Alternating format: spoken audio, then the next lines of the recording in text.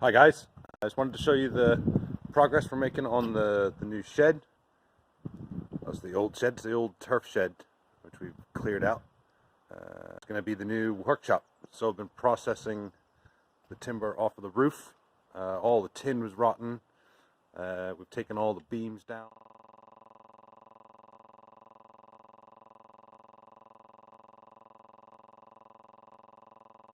We can see we've got a new one just kind of going in for setting up. And there's our steel angle iron across the top, which was there before, which I'm then going to use to fit the top end of the beams onto.